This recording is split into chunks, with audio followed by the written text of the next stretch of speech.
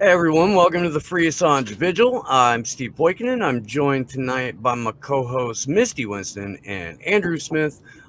We do have a guest this evening whom I will introduce in just a moment. But before we do that, welcome to week 87. Apologies for not being with you on Saturday, and it's good to be back. Um, we're going to go through the numbers as they stand on March 1st. 2021. Today marks 3,734 days of illegal and arbitrary detention for Julian Assange, 689 days since the WikiLeaks founder was trafficked from the Ecuadorian embassy after being sold to the US and the UK for a $4.2 billion IMF loan. It's been 55 days since District Judge and Concierge to the U.S. State Department, Vanessa Bracer, issued her January 6th ruling denying Julian Assange bail after issuing a ruling 48 hours prior in which his release had been ordered. Um, it is 1,358 days of federal incarceration for Reality Winner, which again, Reality Winner is in prison for literally no reason at all, definitely anymore.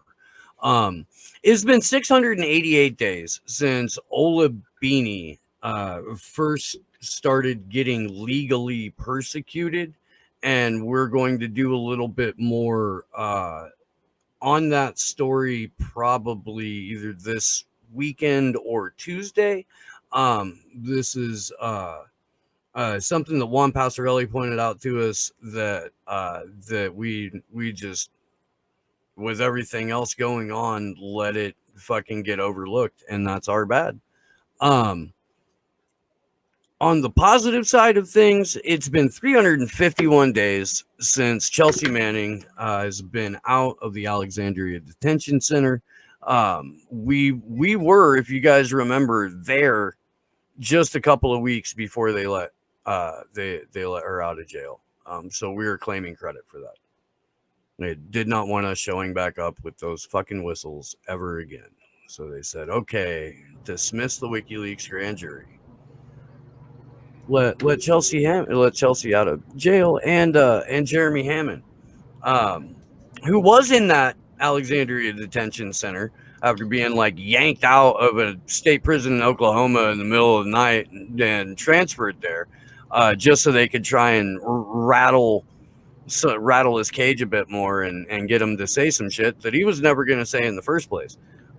He went back to Oklahoma to finish out the rest of that sentence. After that, he's been released from prison in Oklahoma and has been in a halfway house for the last 105 days, which is significantly better than prison, but significantly far away from freedom.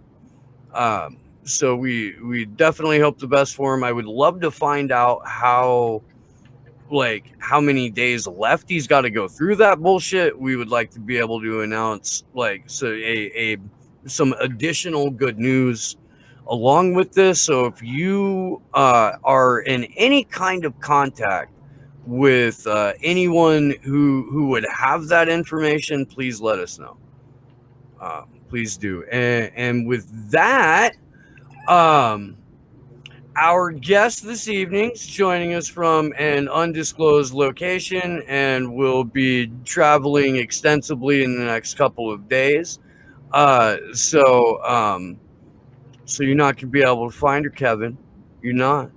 But would you like to introduce the events that we've been fundraising for, and maybe let people know what happened to the GoFundMe, or what went on with the GoFundMe, and where they can donate now? Our guest or Andrew or Misty, it's entirely up to you. I'm not even going to give you a name. They're just going to figure it out when you start talking anyway. So I'll pick up the GoFundMe stuff.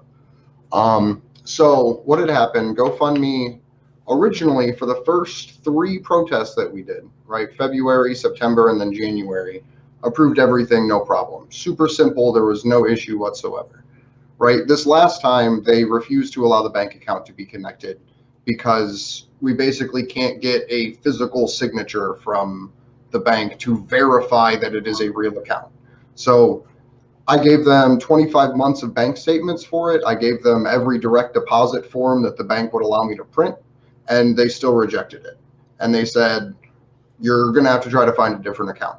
So we're still going to try to get that money. I have just frozen the donations on there, and it may just be it ends up getting refunded. GoFundMe hasn't gotten back to me since I messaged them back yesterday, so we're still waiting on that. But we did set up a Go Get Funding, which is virtually the same thing, if not a little bit better. That link is in the description underneath us. So we're basically starting out at square zero with 15 days to go, which is horrifying because by this point, we've generally have had housing secured. We've had all of the materials that we've needed ordered and put together and all of that fun stuff. So that's kind of the state of that right now. We'll figure it out. We're also going to drop the Go Get Funding link in the chats. Yeah, I'll tweet it too again.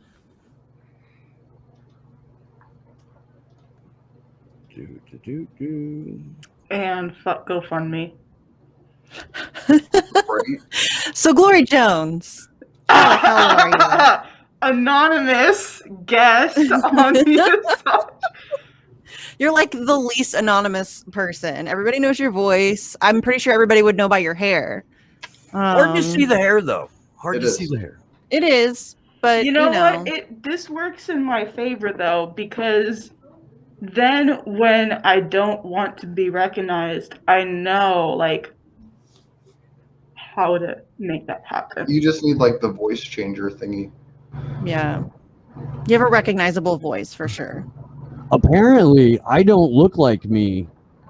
If you see What? pictures of me from my No, because you my don't. youth. Because you don't. Because you don't. Because you don't. You're like a different person, bro.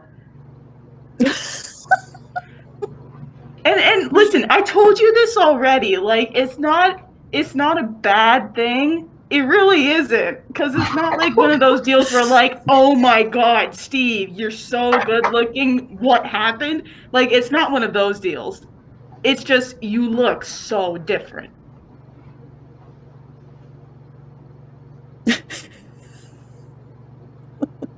Okay, now we need all the pictures to be posted publicly so that everybody can decide what they think about the I situation. don't know about publicly, but they're in the Slow News Day chat. You can go look Yeah. at them. Misty. I think I saw them They're in the element chat that Misty never reads. because I'm really terrible at that stuff. Group chats are hard. Yeah. Yeah. So- It's okay. I'll DM them to you on Twitter.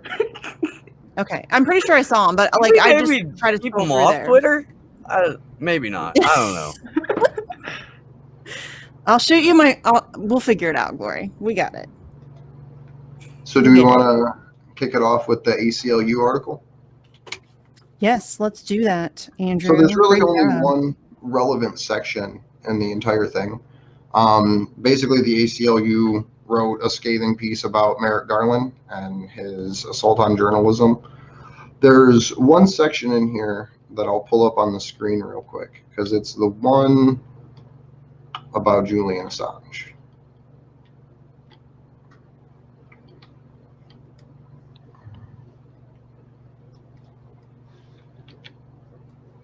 I'm getting there, hold on.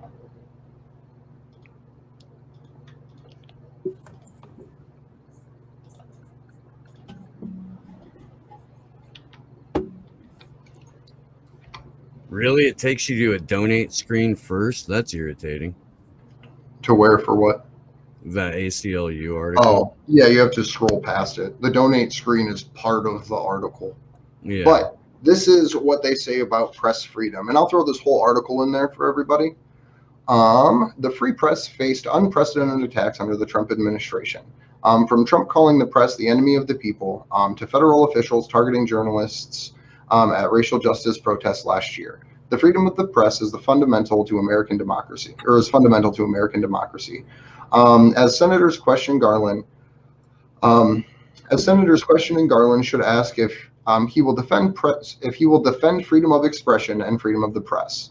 This includes asking whether he would support the federal journalist shield law, and if he agrees with Attorney General Eric Holder's conclusion that whether or not one considers Assange a journalist, there is no way to prosecute him for publishing classified information without opening the door to similar prosecutions of important investigative journalism.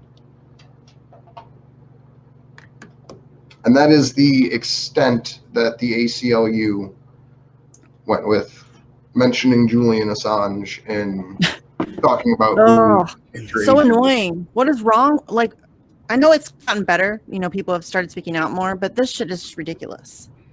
You know? Like, I appreciate them doing it, and I appreciate them, putting that little bit out there, but it needs to go further. You would think that this is, I mean, really, to me, this is a no-brainer. It's just so very clear the corruption, because to me, it is so obviously fucked up what's happening to him. Mm-hmm. The fact that nobody is talking about it, despite, claiming to be worried about human rights or any number of things that they claim to be worried about. It's depressing. That's where we're at. It's the dumbest thing ever, really. It's so spineless to see people, like, at this point, if you're a mainstream journalist and you don't know anything about this case and you're not bringing it up when the White House is putting out dumbass statements like, oh, well, we really care about freedom of the press, da-da-da-da-da. Then if you're not bringing up that case, then you are actively restricting yourself against doing so. Like, it's gotten to the point where people are actively preventing and gatekeeping themselves from speaking up about this case. And it's really punk ass. Weird. Yeah. I don't understand. I mean, we've talked about it a million times, that like people are like being zombie walked into their own demise. And some of them are even cheering it on. It's fun, I mean, we are sanctioning Russia for what they're doing, but we won't. We're torturing Julian Assange. It's like the hypocrisy is just so blatant and in your face. Yeah, Navalny is a fucking xenophobic pig. I know. And he's getting more sympathy than Assange, really? Yes. Bernie Sanders spoke out in his defense, and the whole gang was ready to speak out in his defense. But we can't get any of them to even mention a word of Julian Assange, and that's to me just makes it so obvious. You don't remember? What? You don't remember? What? They support 100%. Oh, right. I forgot. They support 100%. I always have. 100%. Don't block me, Paula. We should. Oh, you're not blocked? Oh, no, I am.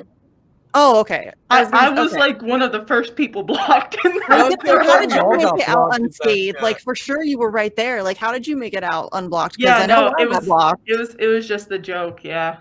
But we need shirts that say that. I support 100%. I support 100%. For real, I'm not kidding. I want a shirt that it'll says go it. up. It'll go up on the Slow News Day site. Okay.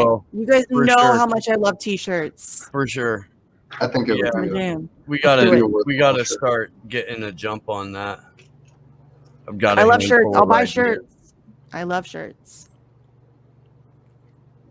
Funnier the better. Y'all ain't even ready. Dude. No, you aren't. There's so many things that people just aren't fucking ready for. Like, no, they're not. The next couple of months are gonna be fun. No, they're not. They're gonna be fun. Y'all are ready to see Scoop Gang. You should join us in Washington D.C. on March 17th and March 18th. We're going to have a march from the plaza where Fox, NBC, and C-SPAN are. We're going to go down to CNN. We're going to have some speakers. We're going to then be met by a fuck censorship protest that Fiorella Isabel is letting Pasta and Fee be a part of, or Pasta and Johnny Sue be a part of. So it's Fee's protest, and Pasta and Johnny Buttons get to hang out. But this thing's gonna be awesome. It is. Apostle was talking about having a barbecue the following day after the DOJ event, like a fuck censorship meet and greet picnic barbecue at the DOJ. It'd be like a real life AMA almost. Pasta's vegan though, so we're gonna have to make sure. Huh? Pasta's vegan. vegan. You gotta get organic charcoal So- for the barbecue. Okay, so BYO. pasta can munch on some lettuce and shit as long as the lettuce doesn't cast its own shadow or something like that, because then it might be too alive for a vegan to eat. But Yeah. we'll get some real food. Yeah, it's just that it'll be like BYO and bring your own meat, because like Combo Couch won't be providing any. I mean, cool. They could kick in for it though, right? Yeah. No, ask them. Oh. That's a very fair point, Glory Jones. I am not Glory ask Jones. them. I am anonymous personality alleged sorry, to right. be Glory Jones. Right. Sorry. Anonymous. I don't know person. who the fuck Glory Jones is. Right. Yeah. Do any of us really though? I'm excited for DC, and everybody needs to come, like for real. Come if you can. I know it's like a big ask right now with quarantine and travel restrictions, but if you can, it would be dope for you to come. It's gonna be fun and exhausting, but also fun.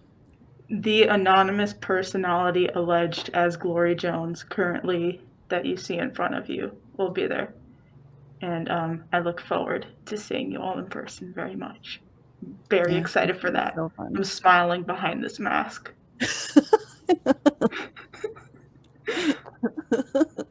Oh boy. Do you want to do the full Merrick Garland article?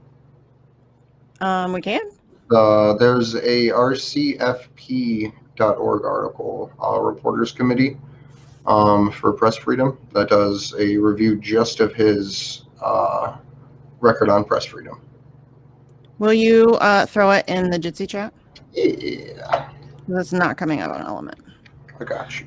Yeah, but Merrick Garland, speaking of Merrick Garland, the letter writing campaign, I've kind of shifted my focus a little bit to Joe Biden and Merrick Garland, mostly because he hasn't been voted on yet, but I do think that the Senate Judiciary Committee voted and passed him on to like going to a full vote in the Senate. I don't know when that is going to be, but it's going to be soon. And almost certainly he's going to be the new Attorney General. So I have been writing letters. I think I have like 7 right now for him because I didn't want to send them until we saw which way it was going to go for sure.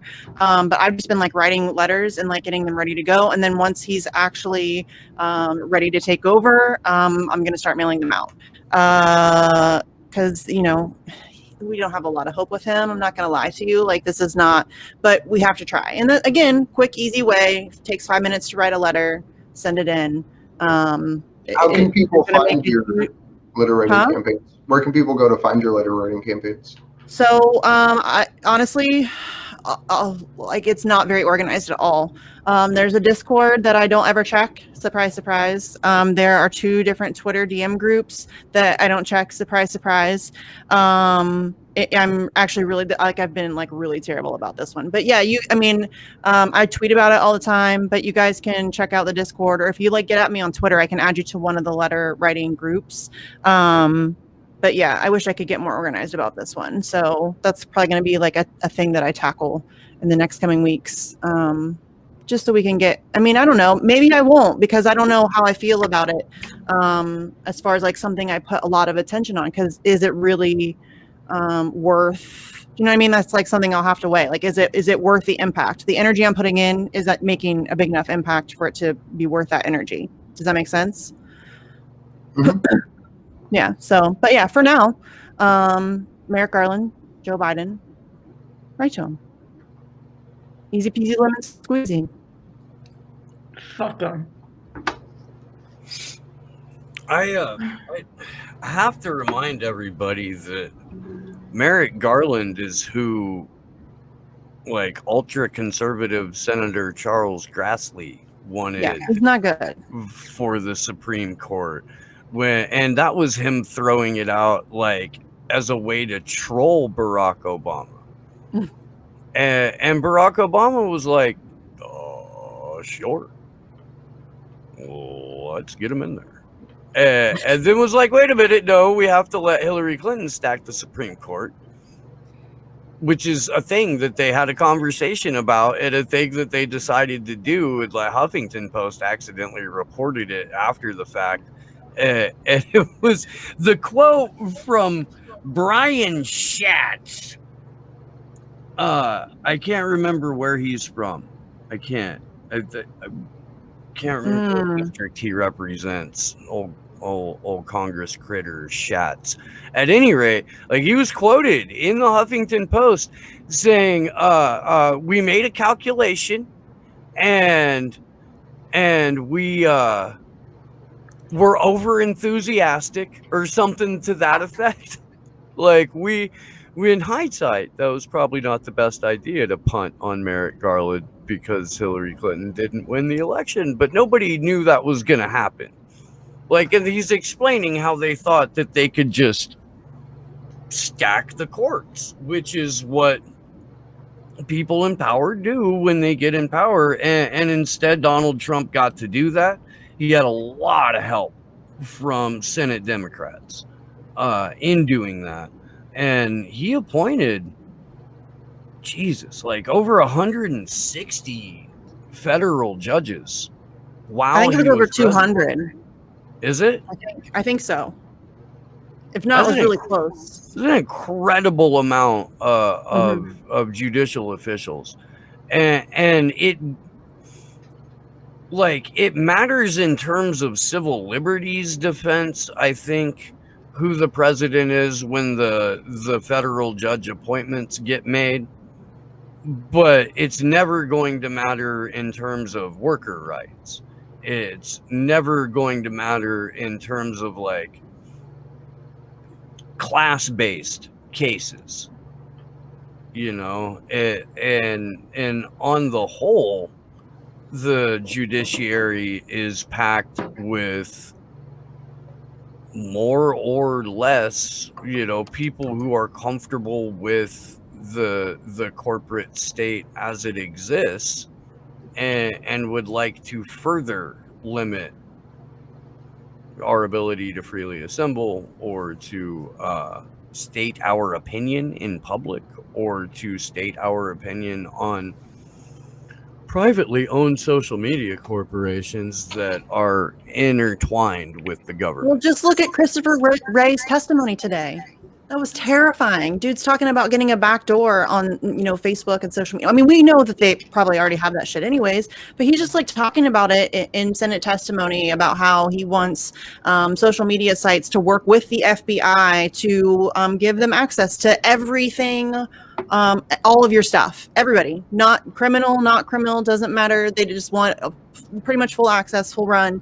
I don't know how to tell you guys, but that's fascism. That's horrifying. Fascism. That is fascism. If you claim to be anti-fascist, you should be paying attention to this, because that is fascism. That is state censorship, period, point blank. I mean, even though they're going through a middle guy, like they're going through the social media giants, and so it's not like a direct, that is fascism. That's state censorship, legit. Please pay attention. Like, please pay attention. I feel like nobody's paying attention. So isn't it terrifying just to see all this roll out in real time? Yeah. Yes. We're watching it in real time. We're watching, like, we're being slow marched into like legitimate fascism. And then the people who claim to be fighting fascism are busy smearing First Amendment activists and free speech activists as fascist. And it's this and weird trying to upside snitch down on their world. neighbors. Like, you really think snitching on your Trump-supporting neighbor is going to help anything when there was a fucking pre-crime They have arrest the best just early facial this year? recognition. Yes, they have the best facial recognition technology on planet Earth. They don't need you to rat out your neighbor. They don't. They just want to know who will. Yeah. You know, They just want to know who will, and they want to train you to, because snitching on your Trump supporting neighbors to the FBI isn't gonna fucking help. It's already been confirmed that local police departments are working with agencies like Clearview AI to literally use their databases, which take from social media, by the way, to identify people that were in the Capitol Hill insurrection and then report that to the FBI. And like earlier this year, there was a pre-crime arrest. Daniel Baker, who's a fucking leftist in LA, you know, our boys in the blue, LAPD, they're working with Ring Amazon to try and identify protesters from the Black Lives Matter protests last summer. To try and catch them. They're using footage gathered from those stupid little electronic doorbells. If you have a Ring, take that shit down, please. I beg you. Real, take it down. Please. But Unicorn Riot also leaked the drone footage. I mean, they had the drone up above the protest or whatever it was, but they weren't just monitoring the protest. There was like a person and their kid in their backyard, like by their garage, and they're like zooming in on that. They zoomed in on like a jogger. It's like they're because we live in a surveillance state. This is a surveillance state. Welcome to it. Anytime there's a protest, they literally send at this point it's at least 4 helicopters, and they fly around the whole perimeter. And they're not just shining us, they shine spotlights too on the protesters so they can identify easily which ones the protesters actually are. But instead they fly around the whole perimeter and they're surveilling that whole area. Like in South Central, the sheriff's station in South Central is in the middle of a neighborhood. So when they surveil protesters as they're trying to kettle us and arrest us and brutalize us, they're surveilling other people within that neighborhood. And the same goes to any other protest across the country. Like if you go to any protest on the ground, it's like at this point, I'm surprised if I don't see helicopters, and it sucks. I don't think we've had any helicopters in DC yet, on a positive note. I'm sure we don't usually bring out helicopters until there's like several or 1,000 or more people. Oh yeah, because they don't need to map from the sky that way. They don't need to surveil from the sky that way. More like hundreds, not even thousands. Like if it's smaller groups of people, there are cameras everywhere in DC. Yes. Police officers will bring their own handheld cameras. Like I caught footage of a police officer just brazenly holding a camera, going do. Mm-hmm. No, you live in a surveillance state. Let me zoom in on that one. Yeah, it's really not. We're already there. Like people keep saying, oh, the spy stuff is getting so bad. No, it's not getting so bad. It's bad. It's been bad for a long time. We're behind the 8 ball. Like they are many, many, many steps ahead. You know what I mean? It's not good. It's not good at all. I wish more people were paying attention to it. It really is. I'm glad I have you guys, seriously, because I feel like I'm going crazy all the time because I recognize how insanely bad this really is and is like getting and going to like be. And like I look around and nobody has any idea what's happening.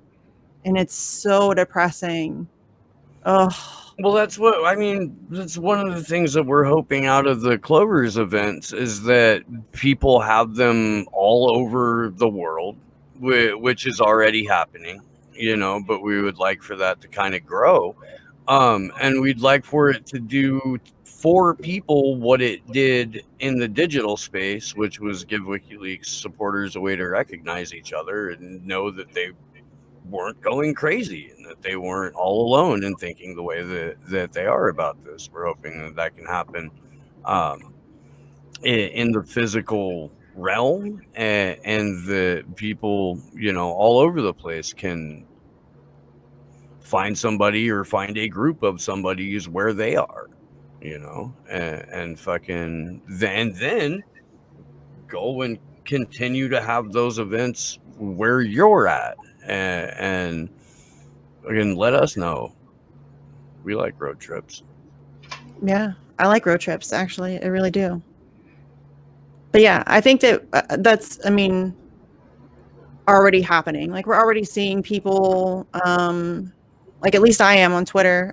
You know, people are reaching out to me to find people in their areas. I know I've hooked a bunch of people, not a bunch, but several people up with either Kendra or Paula. I've had, you know, people have been interested and like DM them for more information about when they hold their events and stuff like that. So, I mean, you're right. It's definitely growing. But yeah, sometimes you can feel a little bit like the only person in the whole world who understands what's happening with the First Amendment and how it's, you know, just being gutted, like right in front of us. They're not hiding it at all. At all. Does someone want to crazy. screen share that Garland article from the rcfp.org? Yeah. I'm not going to do it because my internet's terrible, but somebody Yeah, should screen hang share. on. Getting it. Do. Yeah, Merrick Garland's going to be a problem, y'all. Just be ready.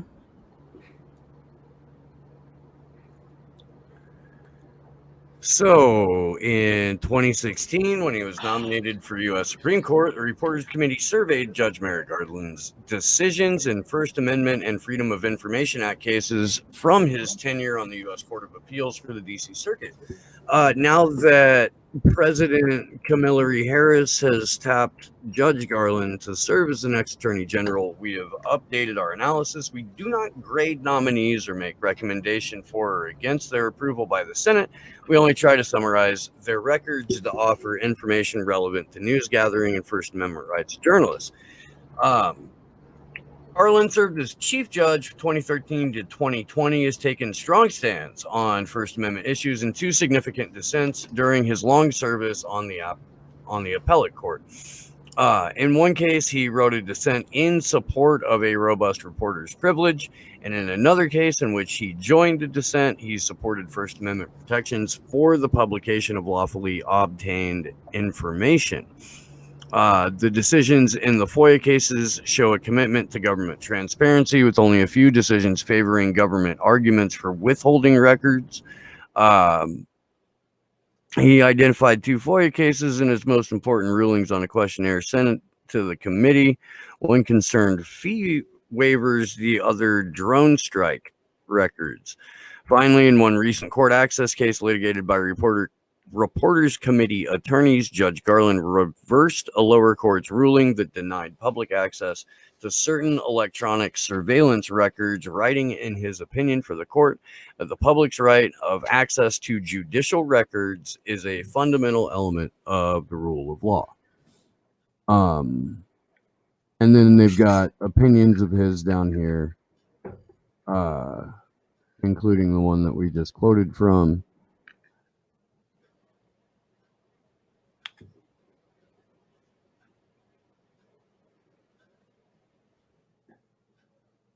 And I don't want a bunch of dead air, so No, that's fine. I was just going to say this article frames a little bit differently than we do, because I don't know too much about Merrick Garland personally. I just know that he's been through the system, and if you know anything about the system itself, like you're John Kiriakou, you don't get moved up unless you take someone's head.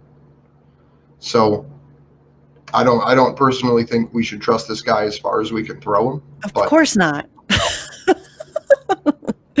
No. No. Not even like a little tiny bit. Mm-mm.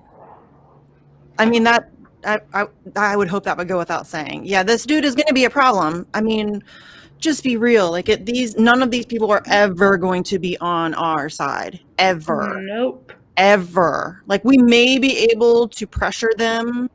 If we get enough mass public pressure, you might be able to like move them to do certain things. But yeah, these people are never going to be on your side. It's going to take like a legit revolution and overhaul of the system to get, you know, some actual representation in your government, because these people have they're too far gone. The system's too far gone. Like, it's just not possible. There's no reform. That's what I'm trying to say, I guess. So stop it. But what you can do, and what I'm sure we'll end up doing, or at least encouraging, and we'll be talking with guests in the future about, is using those decisions and those quotes as a club, Yes. and beating liberals over the head with it, and saying, why then do we currently have all of these restrictions on the press? Why do we have a political prisoner in a journalist and publisher who is also being tortured? Why did the number of journalists who faced direct physical harm and persecution by authorities increase by 1,200% last year? Well, and that's how a public pressure campaign works. A lot of people will like tweet at me and be like, "Oh my God, I don't know why you're tweeting at Joe Biden. He's not going to do that." Well, no shit. I'm fully aware of that. That the point of me tweeting at a Joe Biden or a Donald Trump or a Bernie Sanders or an AOC is not because I actually think that those people are going to see my tweet and then comment on Julian Assange. Be cool if they did. But that's not how that works. But that's how you gather public pressure. That's how you get people who follow those people thinking, oh yeah, that is weird. Why hasn't Bernie Sanders spoke up for Julian Assange? And oh yeah, Joe Biden quotes Thomas Jefferson on how important press freedom is. So why is he prosecuting Julian Assange? And that's what that is. I wish people would get that, because I'm really tired of getting those tweets. I understand fully. Yes. I understand fully that they're not going to do what I'm asking them to do. Okay, I get it. This is not like my first rodeo. I understand. I really do. So your tweets are not helpful. Yeah, no, I'm seconding everything that Misty just said, because I get the same every time I spam Rokana. Like I get some dude in my mentions that's like, "Oh, why are you groveling He's for not going to do that. Rokana? You know that's not going to help." Like, yes, I know that. I coined the phrase certified punk ass just so I could call Rokana a certified punk ass. Like, I'm well aware that he's not going to speak for Julian. I'm well aware that these politicians aren't going to listen to my spam. Like, I reached out to AOC's own campaign and only got a volunteer response. Like, I already know they're not going to do anything about it. But at the same time, it's like Misty said, that's how you gather public pressure. That's how you get their supporters to see that. And hey, if it annoys one of their volunteers or one of their interns, then cool, okay? Because I'm a spammy person. Like when I feel like it, I'll go on a spam to help build that public pressure. So like, and it works. Stop. And also, like, it's not the only thing we do. Like, no. The spams are literally the most complimentary thing to everything I do. It's just that, that's the only thing that people on Twitter see. So they can't understand that there's other and it's shit like going hijacking on. Hashtags. Like, we hijack hashtags all the time. If something's trending, like something ridiculous is trending, like The Bachelor or some bullshit, I will hijack that and twist it around and like try to get people to get see something about Julian Assange. We're hijacking a holiday. We're hijacking a whole holiday. Yes. Like, oh, you want to complain about my Twitter spams? I go to downtown LA and I blitzkrieg flyer the shit out of that, no matter how many times they tear it down. Like, yeah, I get it, girl. I get it. I know that's little bitch session. But yeah, I deal with that shit all the time. And some people are like very well meaning, like, why are you wasting your time? That they're not gonna, but I know. I really do. Most people are just trying to be assholes, like acting like, I mean, there are still people who try to troll me and be like, yeah, you actually thought Trump was going to pardon Assange. No, I didn't. No, I didn't. If you knew me, or if you watched this show or my other show, or if you actually followed me on Twitter, you would be very well aware of the fact that no, I didn't. Jack Posobiec might have thought that Trump was going to pardon Julian Assange. I never thought so I spammed OAN's website, like dead ass, sending just insane, so much so that he had to fucking go on Twitter and say, hey, I'm getting a lot of questions about the Trump pardon. It's like, we know, trust me. Yeah it's okay, guys. I really do know. Like, I'm fully aware that this is Like long shot beyond long shot beyond long shot. Steve says it all the time. We are punching way above our weight here. Like this is David versus the goal Goliath is to every, you Like, know? you guys don't even see my DMs to Marcus Rashford. Like, I'm well aware I'm taking long shots here. Yeah. But, like... Yeah, but it doesn't, that's what I'm saying. It doesn't take long. Like shooting out like 30 spam tweets on Twitter doesn't take long, but it is effective on some level. And so I'll do it. It's not like it's that hard. I mean, Christ, it's Twitter. A monkey could do it, you know, like it's not that complicated. So yeah, if I can hijack a hashtag or if I can spam some, you know, Congress critter and get some attention or some eyeballs on, you know, Julian Assange, then I do that. It's not that hard, but I really do understand how it works. I'm not an idiot. Okay. I appreciate it, but no, I'm not an idiot. I got it. Yes. Thanks. Sorry. Rant over. And public service announcement from Gloria and Misty. Right. From We really anonymous should person. Make that like a little commercial. Yeah. And public service announcement from Misty Winston and anonymous personality alleged to be Glory Jones. Yeah. And there you go. We had an article hanging out for Mo wrote it a while back about the expanding powers of the UK spy cops, and that's something we had been following for a little bit. It's his Jacobin article. I don't think we had a chance to dig into it. I don't even see that. I just dropped it in the Element chat. It's hiding in there. I can share screen it. It's the first article under news in the doc. All right, I can share screen it right here. Ah, for fuck's sake, no! Mm-hmm. You fucking white saviors. Okay. Okay. Britain's government has decided no one should police the police. A bill pushed by Britain's Tories government will pave the way for security and law enforcement agents to commit crimes with no risk of being prosecuted. The move follows revelations of appalling police abuses against environmental, anti-racist, and trade union activists. Yet Keir Starmer's Labour Party has abstained rather than opposed the bill in a truly shocking move. One of the most disturbing pieces of legislation in living memory is making its way through the UK Houses of Parliament. If it becomes law, an increasingly likely prospect, this Covert Human Intelligence Sources Bill, CHIS, will authorize conduct by officials and agents of the security and intelligence services, law enforcement, and certain other public authorities which would otherwise constitute criminality. In essence, the law would allow officials in a myriad of government departments and agencies to approve officers, agents, and assets to commit criminal offenses without any risk of being sued or prosecuted.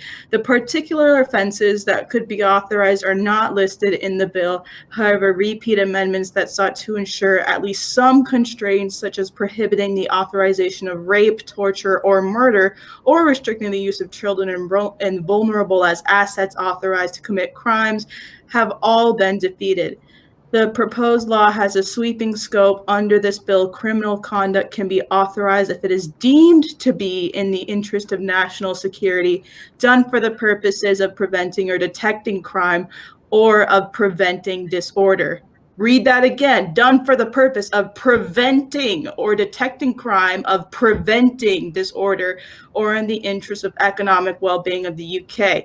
Shami Chakrabarti, a member of the House of Lords, also known as a peer, told Tribune in January that the CHIS bill is one of the most dangerous that she's ever seen. Once worked with the Home Office as a lawyer and later headed up the human rights group Liberty. She attempted to amend the CHIS bill when it came to the Lords after it passed through the House of Commons.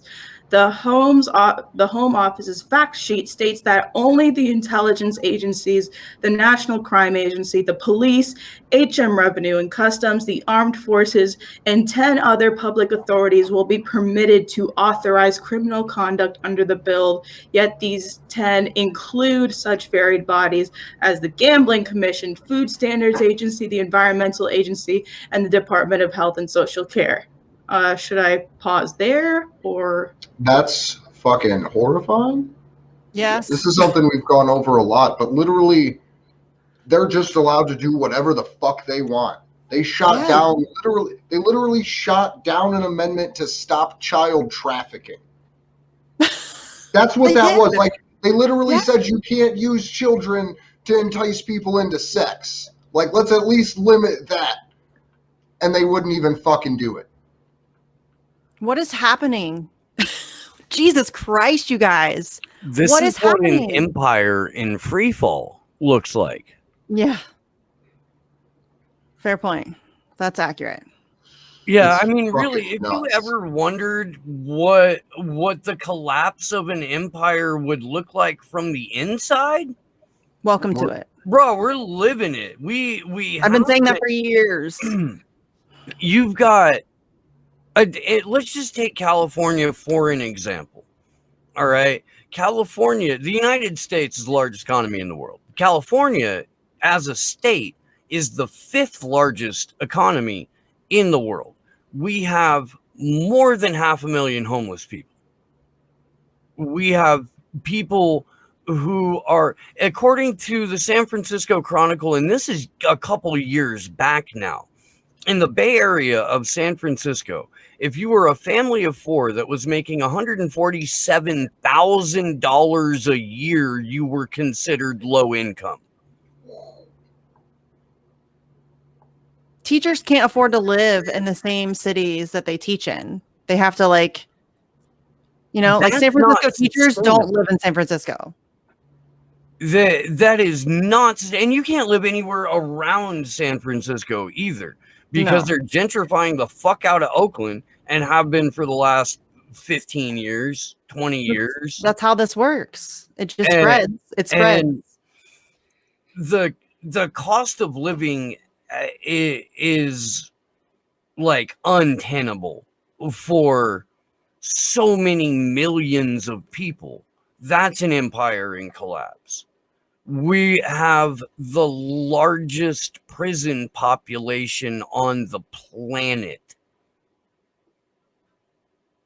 That's an empire in collapse. We're locking up journalists and publishers and having them tortured. Well, and God forbid you try and feed and take care of the massive homeless population, or else you'll be arrested dozens of times, or LAPD will send their fucking horse brigade after you. Yeah. Yeah, it's not great. Things are not great. And it's only going to get worse, Jesus. Oh, big shout out to the people who watched that show with Keith McHenry from Food Not Bombs, found out what the city of Santa Cruz was trying to do to Food Not Bombs, to the location where they've been, providing the only hot meals to Santa Cruz's many homeless, uninterrupted every day during the entire lockdown and all of that. Keith gave out the number for a guy who worked for the city of Santa Cruz named Paul Horvat, and gave out the email address too for city of Santa Cruz. And that happened on, I believe, a Tuesday or a Wednesday. By Friday, when I went down to the Food Not Bombs location in Santa Cruz, I don't even know if I've talked about this yet. So, okay, on Friday, I go to Santa Cruz to go see Keith, because that was the day that they were supposed to get, like, rolled up on and swatted, and I wanted to be there to document it, at least, if not get myself arrested for trying to prevent some shit. And I pull up, and Keith is talking to a guy, and it's that guy. It's Paul Horvat from the city of Santa Cruz, whose number Keith had given out, not just on Slow News Day's live stream, but also on Anonymous Bites Back. And that had to be fun. Yeah. So thank you. Thank you guys. Because you're welcome. He didn't show up with the cops. He didn't show up to kick him out. And he knew who I was when I showed up and started walking up to him. He did, because Keith is like, yeah, and this is Steve Poiketed. He's got, and Paul goes, oh, I know. Oh, I bet he does. That's fucked up. Yeah, that's how we should roll all the time. Like, that's what we're talking about. Public pressure. That's what works. I mean, when you have hundreds of people calling you, it's hard to ignore that. And it's, when people are making noise about it and calling attention to it, and it causes a scene, and that's the last thing you want if you're an elected official. You do not want drama, you don't want controversy, you don't want angry people outside your office. And that's how you get stuff done, is by pressuring them, forcing their hand. I mean, if you're going to work within the system, which I'm not a big fan of, but can't seem to convince enough people that it's a bad idea that it matters. So if you're going to work within the system, that's how you have to do it. Like, you have to really pressure. And that means your favorites, not just Republicans, because your favorites are the ones who are actually in the way of things. So especially and your favorites your are the ones favorites. that have power. Yeah. Right? These people that tell you that they have no power to do anything, but then at the same time will turn around and tell you to vote as hard as they can while not getting a vote on anything. Yeah. Ilhan Omar just put out a tweet earlier. Everything's the fault of Republicans. We can't work with them, and they're bad. And I retweeted him like, this is performative bullshit. This is bullshit. That's bullshit. It's not the Republicans, and she fucking knows that. And she's gaslighting her own supporters, pretending like Republicans are the only problem while ignoring the corruption in her own party and doing jack shit for anybody but herself. It's performative nonsense. The squad has millions of followers. If they wanted to affect change, they could affect change. If they wanted to stand up to Nancy Pelosi and really fight for $15 an hour or really fight for Medicare for all, they could fucking do that. And anybody that tells you that they can't is lying to you. That is what they have. They have that kind of political power. I don't even know if it's really political power, but they have the ability to command millions of people. You know what I mean? Like, people listen to them. If they called for a strike, there would be a strike. Stop making excuses for them not doing what they are absolutely capable of doing. I mean, you guys saw the thing with the little girl having selling shit to pay for her own brain surgeries. What the fuck is happening? And what are we supposed to tell that little girl? Sorry, it just wasn't the right time to fight for Medicare for all. Fuck you. If you're a progressive and you're in Congress and you have that kind of power and that level of following, and you're not using that to really fight to save little girls like that, then you can go fuck yourself. Sorry. I don't care. I'm done. Well, not only that, but they want to actively discourage people from using their massive platform to try and organize and mobilize their base when they go after fucking Republicans. Like when they went after Trump for literally saying, we're going to walk over to the Capitol. Or I'm sorry, when Ted Cruz almost had AOC murdered. Apparently questioning the integrity of thy holy election system is now akin to attempted murder. They're actively discouraging people from using their massive platforms to mobilize people against the system by doing that as well. And it's disgusting. You'll mobilize your base for yourself easily. You'll mobilize. You'll go on IG Live and do a nice little narrative manufacturing fest for the Pfizer biotech vaccine. Dude, she straight up put out an email, a mass email to all of her little followers to go and mass report stuff on social media that she didn't like, or that didn't make her look good, or that she considered to be fake or disinformation. Well, you don't get to decide that, sis. And sending out an email to your huge email list and using it in that way is fucking crazy. That's crazy that's happening. And a politician is commanding her email list to go mass report accounts on social media for saying things she doesn't like. That's for spreading misinformation. Yeah, misinformation. What is that? Because you don't get to decide. It's not your.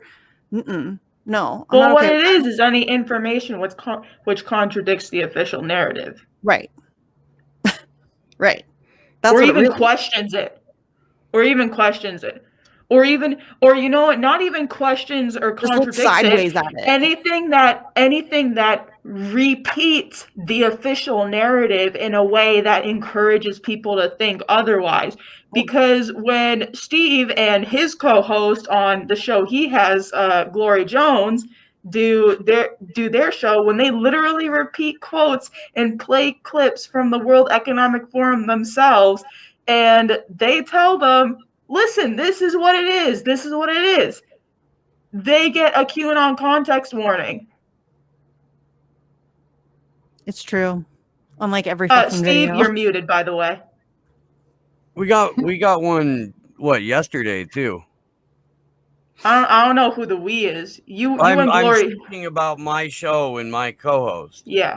I don't need your fucking lip. I get enough of that on Slow News Day. Have you seen that chick? Jesus Christ. Oh my God. The other day you guys were so funny. I forget what were we even talking about, but you made like a kind of a dumb joke and you were like, they can't all be zingers. Fuck you, Jones. And then she was like, I wasn't judging you, but fuck you too, Steve. Like, alrighty then. We have fun. Yeah. It was just funny. I forget. I don't even remember who the guest was or what show. It was recent. But that I think it was Bailey. yesterday.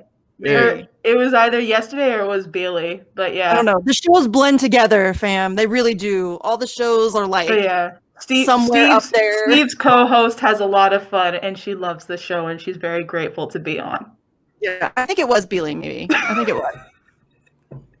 But yeah, that was some funny Bailey shit. cracks me up. She had a great interview with Ryan today, and she'll be on with Fee and Pasta on Thursday. We just had her on. She was awesome. I haven't been able to watch that yet. I'm looking forward. She was awesome. I was so nervous because I always, I get like I have a lot of respect for her, so I get really nervous and like tongue tied because I'm really awkward and a dork. So yeah, I was really nervous and like really awkward and a dork. So, but that's just how I roll. I've gotten used to like, that level of self-hatred. It's fine. I feel you. Cartoon shit. I think it's worth mentioning, right? Because I saw this article pop up today. 50,000 National Guard troops remain in D.C. amid QAnon frenzy that Trump will be inaugurated this week. So they are still keeping those same 50,000 or 5,000, I'm sorry, 5, troops, 5,000 stationed in D.C., right? Yeah, but that was the plan anyway. Really? I can't believe they do that, guys. In January, when they were like, we're going to extend the deployment. And it was from, originally it was to this week. And then they extended it to the end of March. And now they've extended it another 6 months or till the end of the year or something like that. And basically, DC is an armed encampment for the government. For some Instagram influencers. They get the entire U.S. military, they get a National Guard fucking armed presence. It's fine. So they can cry on an IG live stream. Our world's and fucking throw legitimate sexual assault survivors under the bus so they can pretend like they were in danger on the 6th just to get some fucking domestic terrorist legislation thrown in, along with all of the other horrifically draconian legislation that Joe Biden and Kamala Harris have planned. So, yeah. Steve, I'll take that as a no on Twitter's new Birdwatch feature. Yo, dude. Oh, God. I mean, cool and normal, right? We all kind of knew that shit was gonna happen, like the Birdwatch thing. Like it was, they're just basically they're putting into policy what they've been doing behind the guise of, I don't know, it was a glitch, or we had there was one moderator that was having a bad day. No, now it's just straight open door fucking snitch and censor and yeah. And did I just see that they're going to try to introduce like a pay feature on Twitter? That is some funny shit. Y'all, I will never ask you to pay for my tweets. Bro, pay to pay social media platforms, really? It's so ridiculous. Although I'll be honest with you, so I have a lot of people who like to like hate stalk my timeline and then find things to get pissy about, and then they use that to tweet about so that they can get like their own clicks and stuff. It's like, you know what I'm saying? So I would actually charge them Because if you're gonna like use me and your weird irrational hatred of me, whom you've never met and have made like this weird, like people talk about me, like say like that I'm like a genocide denier, or and I'm like I've never what like what. It's like they just make shit up and pretend that it's true and like hype people up about it and get mad, and that's their like Twitter existence. And so yeah, I think I would probably charge them just because I mean, come on, at some point, just throw me a couple bucks for something for using me like that.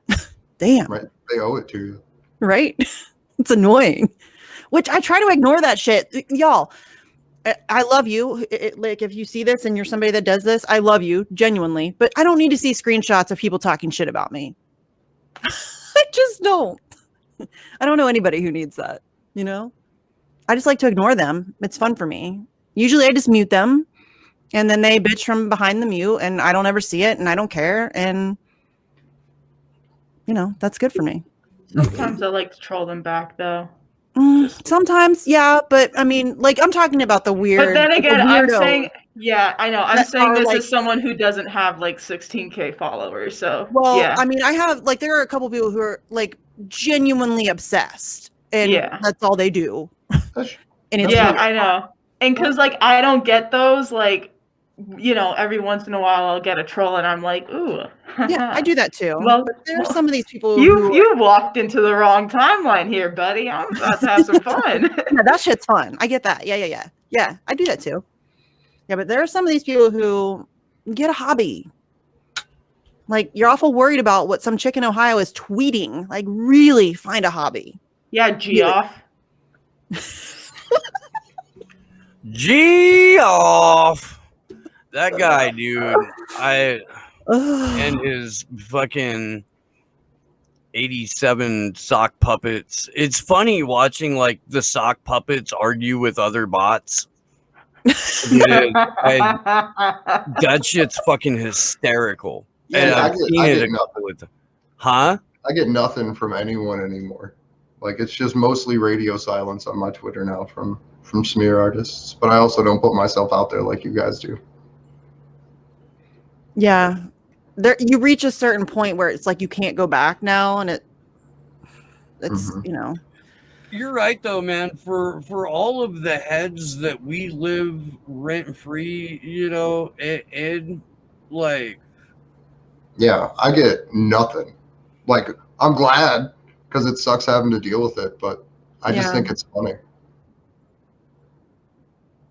No, I know it's great. Yeah, Jesse used to be like that too. Jesse was never on Twitter. And then when we started doing the show, he started getting on Twitter more. And I'm like, that's probably not good. You should probably not do that. You're like, just stay, like, you're fine. You don't need it. It's fine. Yeah. It's all good. Because immediately started getting into wasn't spent on Twitter. You could do that still. What? You could. Whatever it was you did when you weren't on Twitter, you can still do that. Yeah. I think. It's possible. I think. Unless what you were doing before you were on Twitter was trying to build up your clout on Friendster. You probably or can't MySpace do that anymore. Yeah, I don't really like Twitter.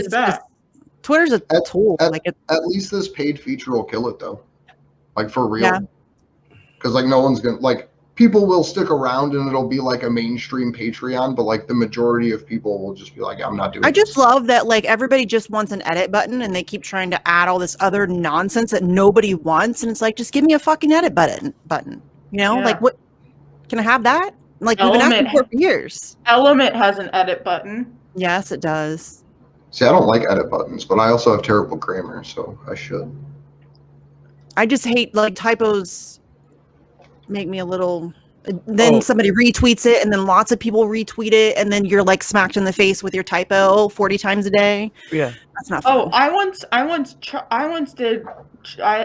chalked like a bunch of stuff onto a crosswalk at an action, and and I forgot the L in Julian, so it was just free Julian Assange, and I didn't realize it until like I took the pictures, went back home after a couple hours, and then just as I was about to share the picture, like I shared it to one group, and then after that, as I was looking at the picture again, I immediately realized, Holy shit. At least you I did caught all it this- before it went like out there. I did all this chalking. I did all this chalking in the fucking sheriffs, and when they walk up to it, they're gonna see free Julian Assange. Yeah. They'll get A for the effort. A right. for effort, Gloria Jones. Anonymous personality alleged to be Right, Gloria sorry. Jones. Do Sorry. we wanna start doing the Vault 7 stuff? Yeah. Yes. Okay. So listen, Vault 7, the anniversary for Vault 7, or at least the beginning of the release of Vault 7, is March 7th. So yeah, I figured, digging into that. I don't think a lot of people have really dug into Vault 7.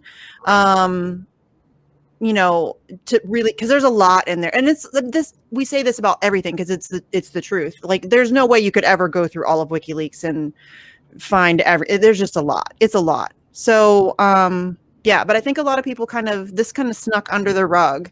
I think a lot of things happened as they were releasing this, and people were distracted, and so yeah, I think there's a lot in this that is super interesting and creepy and depressing and terrifying and all of those fun things that WikiLeaks reveals to us. So I will pull this up on the share because I have it ready. So this is starting off talking about the whistleblower, right? That's currently being prosecuted for this. And I believe he isn't even formally charged yet. I could be wrong. And I don't want to be, but that's just kind of what I was thinking. But this is about the conditions that he is being held in. And it is grotesque. We went through this article once before on the show, but I think as we talk about Vault 7, it's really worth highlighting. The United States Justice Department is attempting to foil former CIA engineer Joshua Schultz's challenge to his harsh confinement conditions at the Metropolitan Correctional Center in New York City, or in New York. And if you remember, that's where Jeffrey Epstein didn't kill himself. Assistant U.S. Attorney Charles Jacobs argued in a letter to a federal judge, the court lacks jurisdiction to resolve this petition. In the context of this criminal case, the prosecutor maintains that MCC Warden Marty Lacan should be the target of any habeas petition or complaint, but Lacan cannot be named as a defendant. So I'm going to skip down a little bit to where it talks about the actual conditions, because this is pretty grotesque. On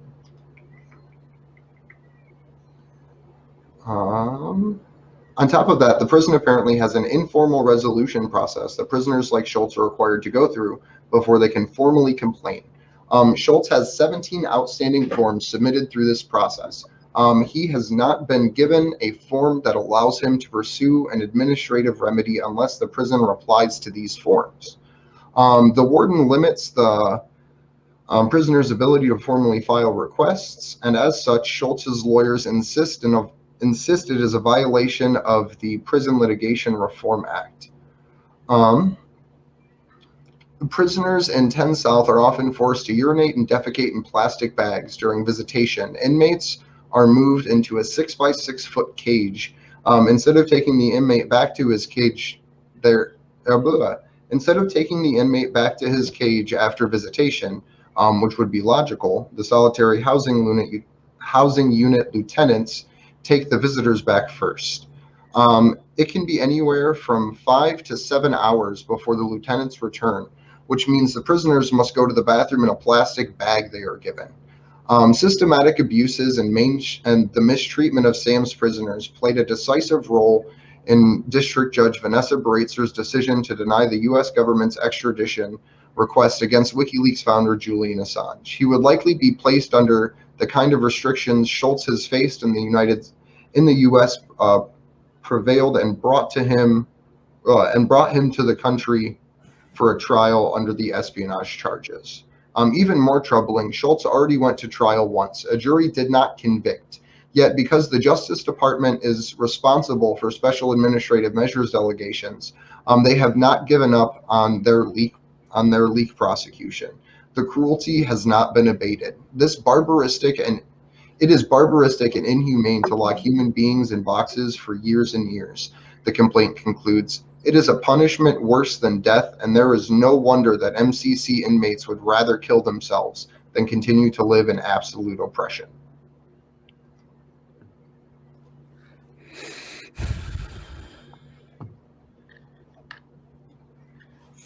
And the home of the fuck. So just that is what knowing all of this information is costing a human being, right? Before we get into it, that's just to set the stage. Like, this information is so important that this person knew what could happen to them and released it anyways. And they may not even have been the person who released it. It could just literally be them just picking a person and saying, we think you did it. So with that, just want to pick up with one of the consortium news articles. If somebody else screen shares it, I can read. If nobody else wants to I've read. got I have the revelations of WikiLeaks number 9 pulled up currently, so we can jump into that. I'm going to drop that link to that article into chat real quick for everybody, because it's Make this just a little bigger.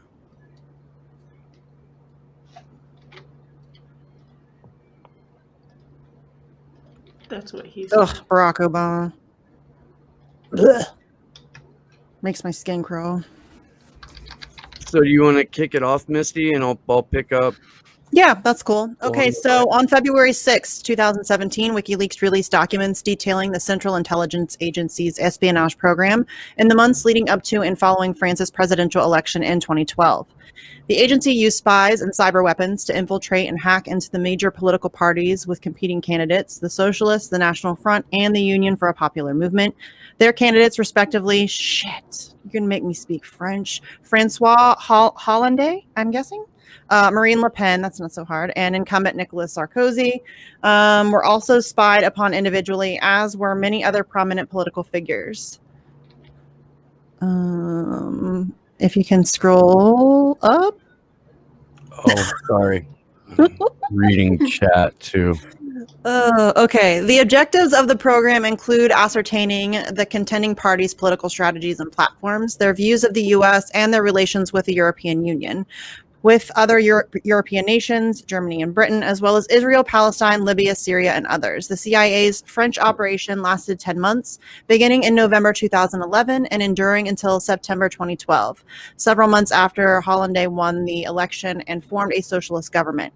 WikiLeaks' disclosure of the agency's project bears a special irony. It was just as WikiLeaks published this material in 2017 that the CIA helped propagate unsubstantiated and later discounted intelligence that Russian hackers and propagandists were interfering with France's presidential election that year. Similar allegations, similarly lacking in... Steve, scroll please.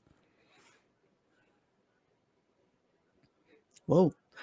Similarly lacking in evidence were floated as the European Union held parliamentary elections in May 2019, as WikiLeaks reported at the time of the releases on the CIA's covert activities in France.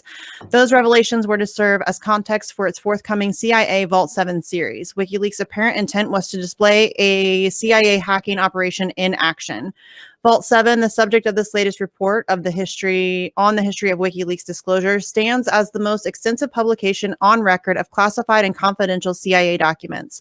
Never before and not since have the agency's innumerable programs and capabilities been so thoroughly exposed to public scrutiny. And then it said the biggest since Snowden, which, yes, I would agree. And if you want to pause for a moment. Yeah, because it's the section after that, the next one that picks back up with like meat and potatoes. Okay. Yeah. Well, I didn't know if you guys wanted to just kind of. But just to. Yeah, I think that's good to that's a good place to pause and just reflect on the fact that this was the largest CIA leak ever, and there hasn't been one since. So, again, thank you, Julian. These are the things, in my humble opinion, the American public has a right to know about. And the CIA is a shady as fuck, corrupt as fuck organization. And I would rather there be checks and balances on those bastards, personally. That's just me, though. Absolutely. Because it's, right, so that's the biggest and last bit of information we've actually got to know about the CIA, is this Vault 7, which we're about to get into, right? The last major disclosure we've had of war crimes was back in 2010 with the Iraq-Afghan war logs and Cablegate, right? Like, that was the last time any military institution had any type of scrutiny put on them on a large scale. And this was pretty much the only time, or the largest in history, and nothing has happened since then.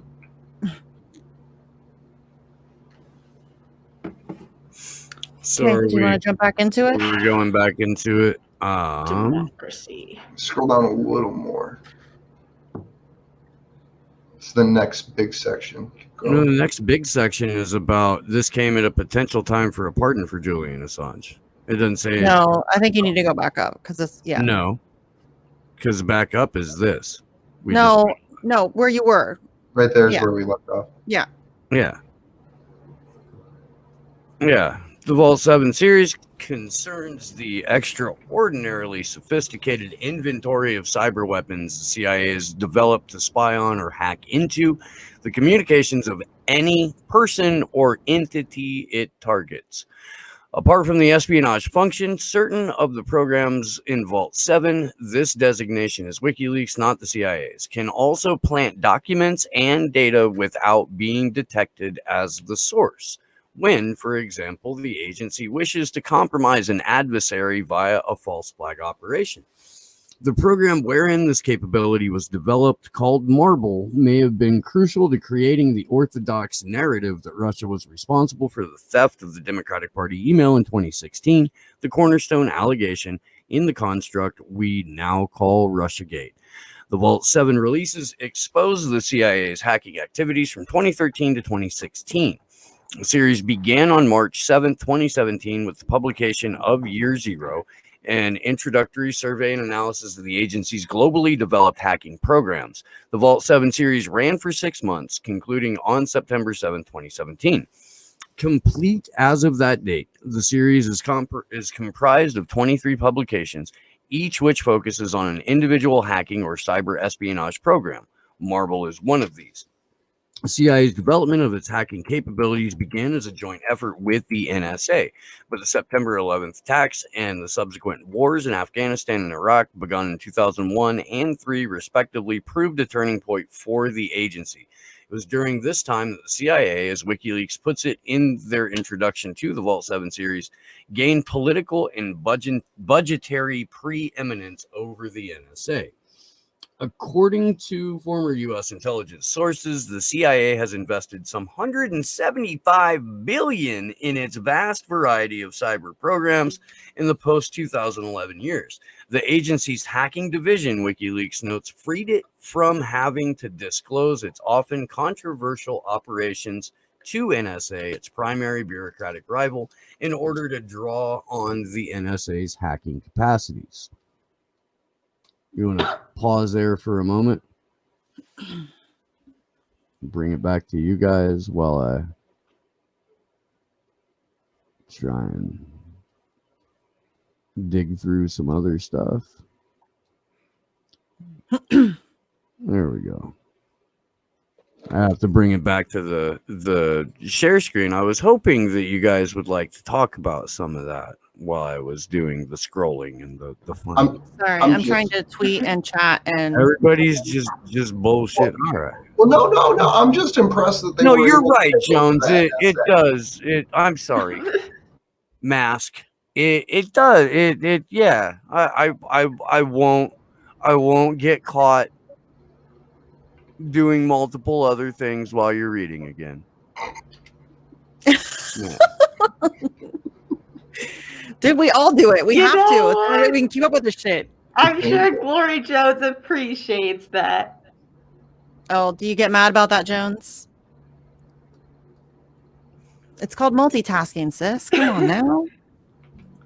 I can't speak on behalf of Gloria Jones, being that I'm Oh, an right. anonymous personality. Right, I get it. So, with the publication of Year Zero, it was immediately clear that WikiLeaks had penetrated into or very near the core of CIA cyber operations. This first Vault 7 release is comprised of 8,761 documents and files obtained from what WikiLeaks describes as an isolated high-security network situated inside the CIA's Center for Cyber Intelligence in Langley, the agency's headquarters. As WikiLeaks notes, the agency had lost control of the majority of its hacking arsenal shortly before it published Year Zero. There had been a massive leak, to put a point in simple terms. The archive appears to have been circulated among former U.S. government hackers and contractors in an unauthorized manner, WikiLeaks reported, one of whom has provided WikiLeaks with portions of the archive. This occurred at some point in 2016. Year Zero serves as an overview of the scope and direction of the CIA's global hacking program and an introduction to the material included in the Vault 7 releases to follow. The agency's inventory of tools was the purview, and we can assume continues to be so, of the Engineering Development Group, a technology department under the authority of the Center for Cyber Intelligence. The EDG also tests and operates its products once they are perfected and added to the agency's arsenal. The engineering group, WikiLeaks reported, has developed some 500 projects, each with its own malware and hacking tools. The EDG's focus is on penetration, implanting, control, and exfiltration. Year Zero analyzes the most important of these. High among the objectives of Vault 7's programs was to achieve the capability of penetrating the manufacturers of cell phones and other electronic devices for a variety of operations. Among the products targeted for this purpose were Apple's iPhone and iPad, Google's Android operating system, Microsoft Windows, and Samsung televisions. Programs included in the Vault 7 collection were designed to hack these and other commonly used devices and systems remotely, so they can corrupt the targets and also send the CIA the owner's geographic location and all audio and text communications. Other programs were capable of turning on a device's microphone and camera without the owner's knowledge. Other hack and control programs targeted Mac OS X, Solaris, and Linux operating systems.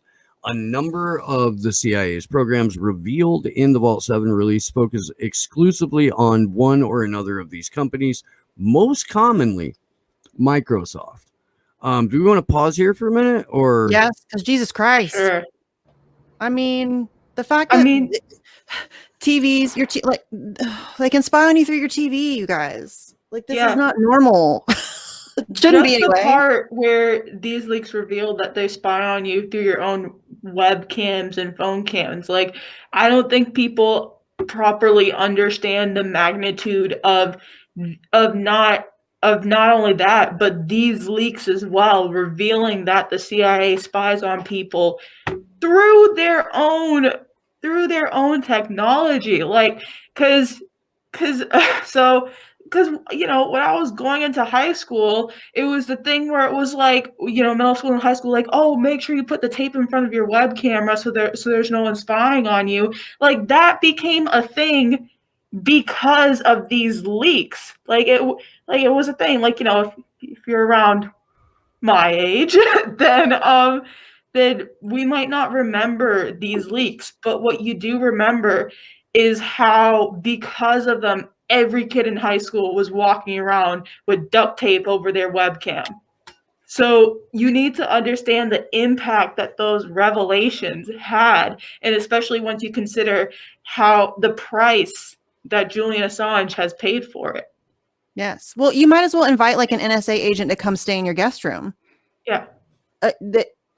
They can turn on your TV whenever they want to and listen to everything that you say. They can spy on your children, your family members that come over, everything. Like, nobody should be okay with that. Yeah, ever. Quick flick off to Kevin. Yeah. Yeah. Fuck Kevin.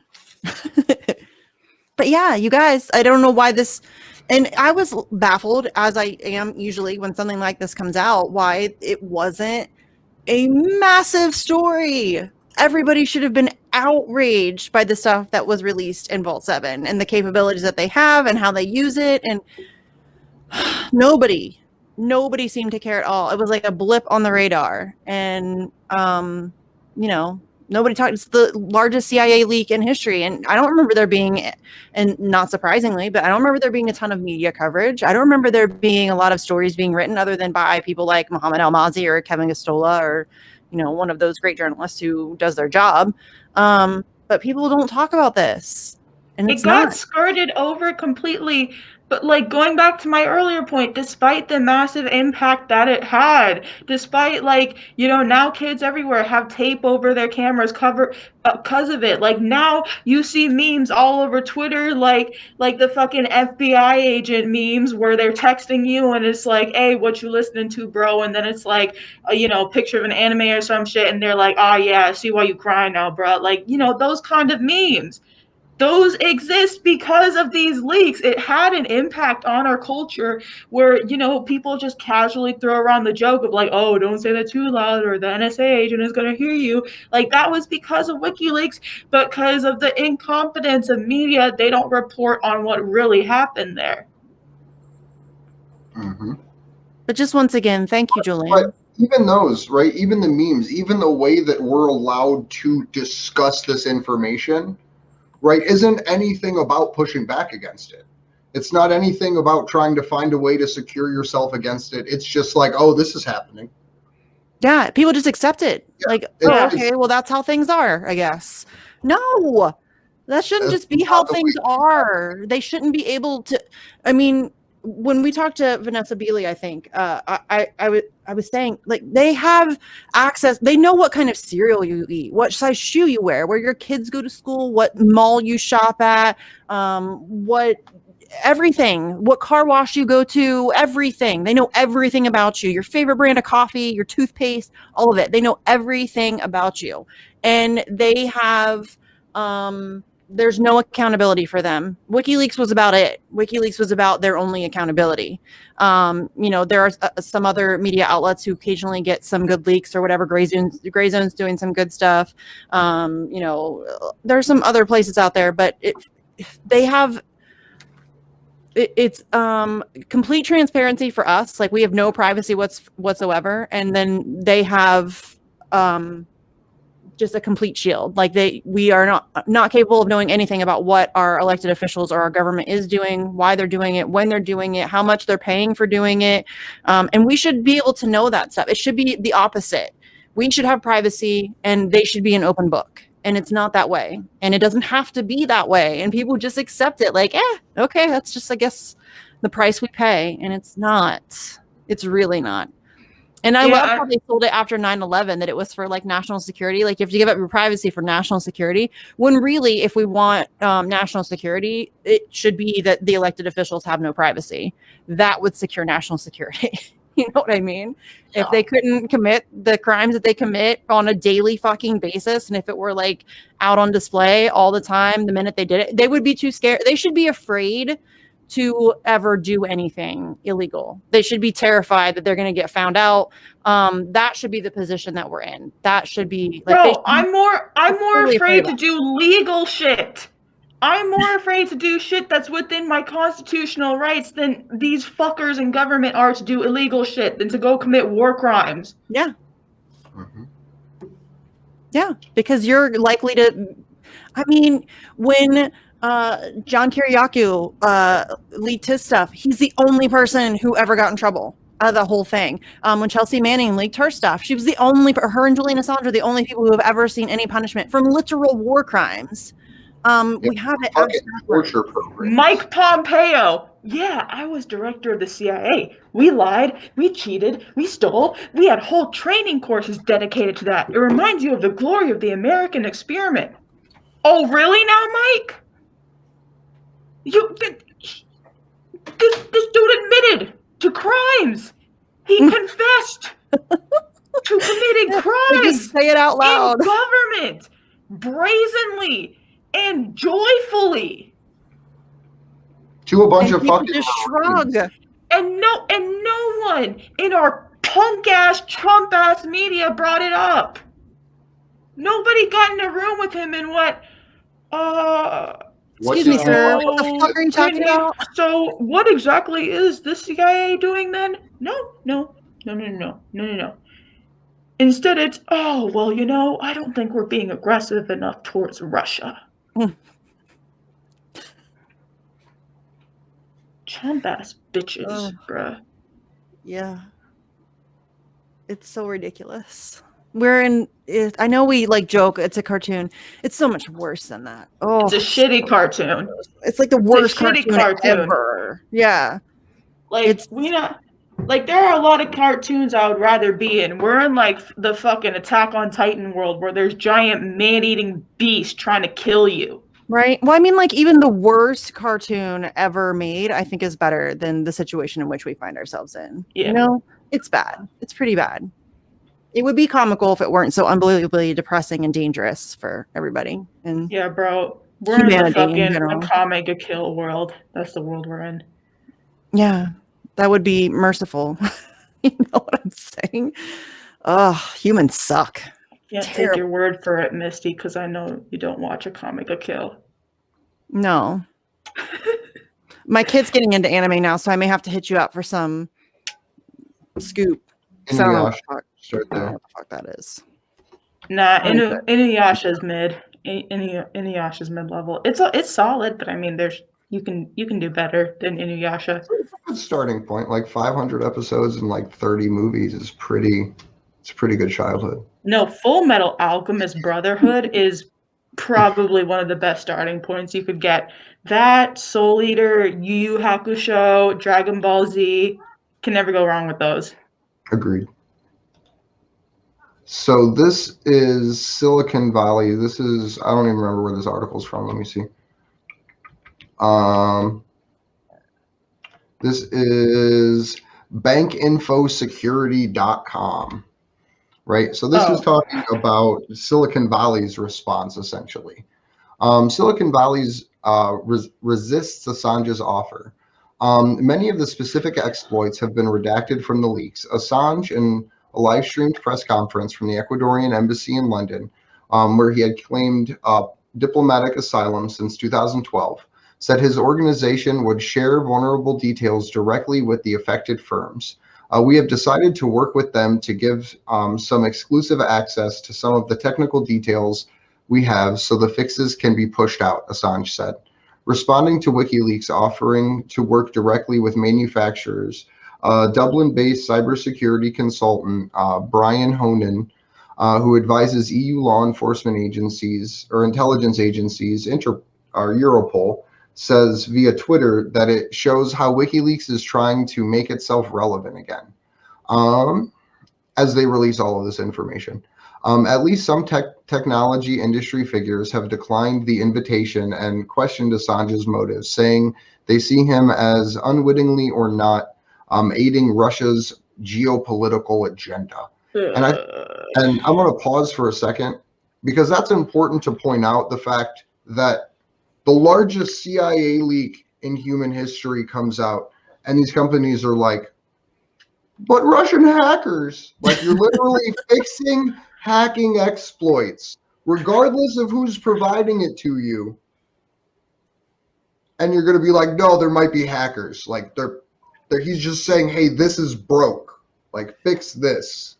Listen, I know the CIA can hack into my webcam and my phone and my TV, but I'm a bit concerned with Julian Assange's political personal agenda. Right, like I have the tape over my camera. But, it sounds dumb, you fucking bootlickers. It really is dumb, though. Like, I don't care about Julian Assange's personal political whatever the fuck he's got going on. He offers me source documentation. I'm cool with that. And I wish more people would do it. Quit bitching about Julian Assange and go find some stuff to expose people you don't like too. I'm down for that. Let's go. And don't be a Bellingcat about it either. No, yeah, don't be a little bitch. But I mean, you know, I'm all about some source documentation. Like that's what journalism should be. I want to see it, all of it. Bring it to me. I want to see it. So I don't even care. Like people try to do that all the time. Like, so what if Julian Assange worked with the Russians? I don't give a fuck. Good for him. He exposed some corruption in my government, and I'm down with that. Like, great, excellent, good job, buddy. Thank you, Putin. You know, like I don't care. I don't give a shit. I have no allegiance to, government officials in my country. None whatsoever. I don't give a shit. If you're committing war crimes, I want to know about it. And I don't care who shows me the evidence for it, because you should be punished for that. And, that's the problem, is that they're never punished for that, but they should be. I mean, that shouldn't be controversial to say. I love it when people think it's some kind of gotcha when they're like, oh, well, Assange worked with Russia. Why don't we focus on Reality Winner instead? And it's like, yeah, pardon them both. Yeah, I get that a lot. You never talk about Reality Winner. I've gotten that before. You never talk about Reality Winner ever. And I'm like, really? Because we mentioned her at the start of every single one of our shows. So try again. Yes, we do. Yeah. We talk about. Well, what about Reality Winner? Do you think does your Russian botanist think we should pardon her too? Yes. Yeah. Yeah. Totally. Like, whistleblowers, without question. Mm-hmm. Without question. Yeah, all of them. I'm in. Let's do it. Free them all. Free them all. Free all political prisoners. Political prisoners. Do it now. Why stop at Reality Winner? Leonard Peltier. All of them. Yes. All of them. Peltier. Yes. Lumia. All of them. Today, I'm down for it. Like, that's not a gotcha. You're not cute. That doesn't work on me, homie. I'm down. Let's go. So ridiculous. I'm tired of dealing with these assholes. Can you tell? Can you tell? Whew. It's a lot. They come for me, you guys. I'm going to let one of you guys have control of my Twitter for like a week so you can just see. You can just see. Oh, that'd be fun. Right? I mean, I get it on a smaller scale. People aren't as like derogatory. Well, it's because I'm female. Because you're a chick, yeah. It was weird, but it is, because it's not like that matters. Like, I can still eviscerate you. It's Yeah. Then you just look dumb. Whatever. What I don't get is why people waste all their time trying to get you to do something when they could just as easily be doing something. Right. Like, why are you hanging out on Twitter harassing Misty or harassing fucking anybody, really, to do something when you yourself could be doing that thing? Right. If you're going to come at an organizer or an activist for the way that they're doing their activism, how you show them a better way to do it is by doing that. Well, and I mean, if you could just spend a little bit of that time and energy on somebody who actually has some power, because I'm just some chick in Ohio. So spending all of your time like hate stalking my timeline so that you can find something to be outraged over, that's not a personality. Like, do something. If you want to like get involved, attacking some random chick in Ohio is really not all that effective in making any change for anybody. So, try anybody, pick somebody with a little bit of power and, a little bit of that time, spend it on them. Yeah. Just asking if you could do that. Be cool. Mike Pompeo was trending the other day. He got a whole satanic blob of jello. He got a whole 1,700 tweets and it put him at like number 17 or some shit. So I hopped in there to talk mad shit. It was fun. Yeah, on that note, Mike Pompeo can get trending for that much. Meanwhile, we get pegged out of our fucking minds for the We Are All Assange Twitter storms. Like, those tweets are hella shadow banned. Like, you'll tweet out a well thought out We Are All Assange tweet, Clovis for Assange tweet, send it to like 15 different chats, and you'll end up with like what? 15 retweets and 13 likes. Yeah. Mm-hmm. It's because they don't show it to anyone. I know that. That's why. That was kind of the point. Do you remember when the Twitter dashboard came out and they actually showed how they were censoring people? like all the little fucked up controls that they have and shit. I love that they still try to deny it, like shadow banning and stuff. They'll still try. We don't do that. We don't. Yes, you fucking do. Stop it. Stop it. We all know. Just stop it. Yeah. It's ridiculous that they can even assert that, and anybody takes them seriously. Don't hide it. You don't trust major see you. global social media institutions? No, social media is not our friend, you guys. They need broken up. They need to be co-op. Like nobody should have that much power over public discourse ever. There should be an internet mayor for every city. Yes. Yeah. But no, like Silicon Tech, like no. Mark Zuckerberg and Jack Dorsey should not control all of public discourse. No. Mm-mm. No. Thank you. I got no time for it. So I don't know if we want to read all of them, but I just want to talk about some of the things that, other things that got revealed in Vault 7. One of them was basically a database that just stored encrypted information. Information that they couldn't crack at this time, but possibly could in the future. It was revealed that they could hack cars. Yeah. Right? You could be driving down the road in your normal person car, and they can just hack you and slam you into a wall. It was revealed that they can literally do that, take control of your vehicle. Your And an normal era where we have major tech institutions pushing for internet-based driving. Yeah. Right? We already know everyone's cars are going. For self-driving cars. Yeah. It came out that they can literally go in and basically get into absolutely any device, like any device whatsoever. If there is a thing that is not handmade, they most likely have a way in. They have direct access to most routers. If you use anything provided by your cable company, when you got your thing for a modem or a router, they can just get right in. A lot of cable companies have actually switched to doing a combo deal where they just give you your router, your password, and your modem, and it's one box. And then we talked about it in the Consortium News article, the actual like geolocation tracking. The fact that they can figure out where everyone is at any given time just by looking it up. But hey, we voted out fascism. Yay, we did it. That's the We sound did it, you guys. of me breathing in democracy. A sigh of freedom. I'm like bathing in it right now. All the Yeah. democracy. Breathe So in all that overwhelming. freedom and intersectionalism and diversity, and getting a bit emotional thinking Eagles about and those. fireworks. Yeah. I'm getting a bit emotional thinking about those hearts on Valentine's Day again. So beautiful.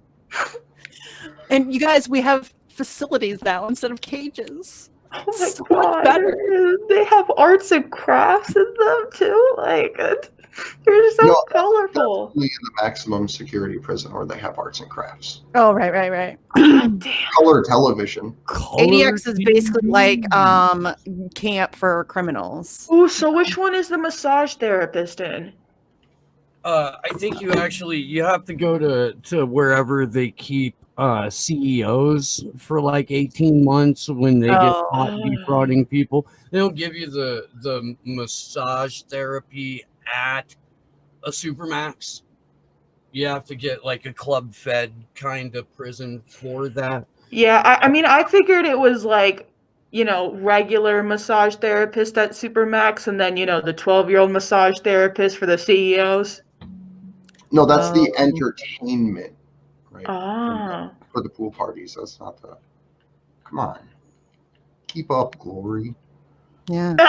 Anonymous personality alleged to be Glory Jones. Yeah. Okay, nobody was buying that like the first time.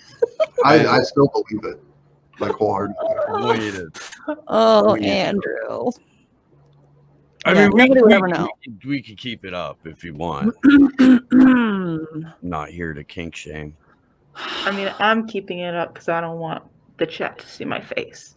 So Glory's convinced that she looks terrible, which is ridiculous because she looks adorable, and it's annoying because she's adorable, but there you have it. I'm not adorable. Yes, you are. Really? Really, though? Yes, you are. I bet the chat agrees with me and not you. So I do Glory's cartoon is almost done. Oh. I know I said that like a week or so ago, but Johnny B, very like, I don't know, dude.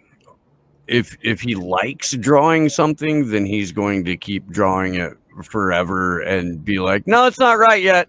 Leave me alone. Leave me alone. Not done. Yeah.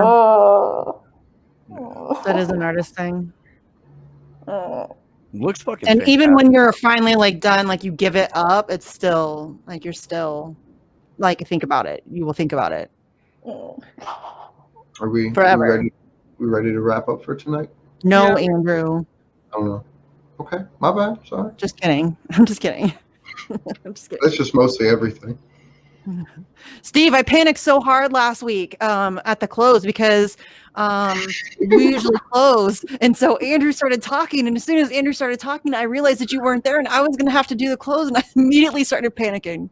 Immediately. It was immediate panic. I panicked the whole time Andrew was talking. And then Kendra, and I actually told Kendra, I thought about like just jumping in real quick after Andrew so that she would have to do it. But I didn't do it. That was nice. But I thought about it. I really did. As soon as he started talking, I was like, oh, I'm going to jump in. I'm going to jump in right after him. I'm going to do that. I did. That's funny. I should have. Oh, that was great. That was hilarious. was good. You could probably go back to the close of that show and like catch the expressions on both of their faces as they're like, oh, wait, what? I'm sure. I don't know. I don't ever go back and watch myself. But I'm positive there's like a moment where you see me realize that, oh fuck, I have to close. That's awesome. Yeah, that's good. Good times. Lots of fun. I didn't realize it was that like trauma inducing or It's just, you know how I am, dude. Like Yeah. I wasn't thinking about it. And then when Andrew started talking, it like dawned on me. And because it's like something I'm not used to. And I just panicked because, oh, I'm going to fuck this up. Because that's just me. That's how my brain works. So yeah, I panicked for about, I don't know, 2.5 minutes while they were talking and it was fine. It was fine. And I laughed about it and it was fine. But you know, my brain just went into panic mode. Is what it is. I've learned to accept it. I'm glad you made it through. Yeah. I am It's nothing if okay. not painfully self-aware of my neuroses, okay? I'm awkward as fuck too, Misty. I just don't even care anymore. Like, I don't like being on camera. If people decide that like they hate me and I'm fine with not ever being on camera again. I know that I'm awkward. I know that I get tongue-tied. I know that my brain works faster than my mouth. And so sometimes I lose my train of thought or I get distracted or sidetracked or whatever. And deal with it or not. That's just the way it is. I'm done, like, you know, that's just it. Awkward is good. Awkward is fine. Awkward's fun. It's interesting, at least for me. So- I never know what's going to come out of my mouth. So, anonymous personality, why don't you let everybody know where they can find you? Oh, Well, being that I'm anonymous and Everywhere. from an undisclosed location, you can find me everywhere. we are Legion. We are Legion. Expect us. Yeah. And Got it? fuck 12. Fuck the CIA. Fuck the DHS. Fuck the FBI. Don't be a snitch. Join us on March 17th and March 18th for the Free Assange, Close for Assange event and for the Fuck Censorship rally, because I like censorship the same way I like 12, and that's fucked. And that would make Yeah. a good tweet, actually. yeah, seeing as how I'm alleged to be Glory Jones, then I will inform the people that you can catch her on Sloan News Day, where she is very happy to be a co-host there. So that's what I'll say. Expect us. Well done, anonymous personality. And make sure to spam neuter your pets and politicians, because show up on ABB a lot too. So, my name's Andrew Smith. You can find me on Twitter at Andrew Sigmund. You can find us on Twitter at action_4 Assange. please check out the link to the GoFundMe as well as to the official events, and help us share the event page around. We do need your help getting back to DC. It is something that we're more or less in like emergency mode trying to plan out at this point, but you guys have always come through before. So thank you very, very much. And I look forward to seeing everybody in DC in the coming weeks. And I am Misty Winston. You can find me on Twitter at Sarcasm Stardust. I have another show with Jesse Zerwell called Facts on the Ground, which you can find on YouTube, Rockfin, and Odyssey. Yeah, definitely check out the fundraiser, the new one. Go Get Funding? Is that right? Go Get Funding. Okay, yeah, check out the Go Get Funding. Share it. Yeah, it is a little bit like crisis mode right now. GoFundMe sucks. But yeah, we'll figure it out. We always do. And I always feel, letter writing campaign. Don't forget Merrick Garland, Joe Biden. I always feel like I'm going to forget something, but I don't think I am this time actually. So yeah, just thanks everybody in the chat and my co-host and our special guest, anonymous person alleged to be Glory Jones. We appreciate you coming by the show. Thank you. I'm Steve Poikinen, and I have a show called Slow News Day with my incredible and talented and smart and humble co-host, Glory Jones. You should be watching that show on Rockfin. You should, because YouTube, I don't know why we still have a channel there. I really don't. They seem to be happy with like limiting the people who get to see the content and then putting a QAnon context label on that content. At any rate, the account's free to make on Rockfin, and if you like what we do over there, you can endorse the show. It's $9.99 a month. You get everybody else's premium content on the network. It's probably the best way that you can support the show, and you get to watch a fuck ton of other kick-ass content creators and all of their paywalled stuff. So you should do that. You should. Please, if you can, donate to the GoFundMe. If you can't, please share the link and then share it again and then share it again. Fuck GoFundMe. Go get funding. Go get funding. That's the link. It's true. It is. We should have known after they did Burmis. I was really hoping, because we had done so many, that we could get past it. I'm sorry to interrupt you. I recently killed my Patreon. I'd been asking people to just, if they were supporting the show on Patreon, to drop it and support us on Rockfin, because I wasn't putting content on the Patreon like at all. And then Patreon nuked Ryan Christian, the last American vagabond, nuked his channel for putting up medical misinformation when he was citing the World Health Organization and having peer-reviewed doctors with their peer-reviewed studies on the show. So they nuked his channel. So in a I don't know, act of solidarity or protest, I nuked ours.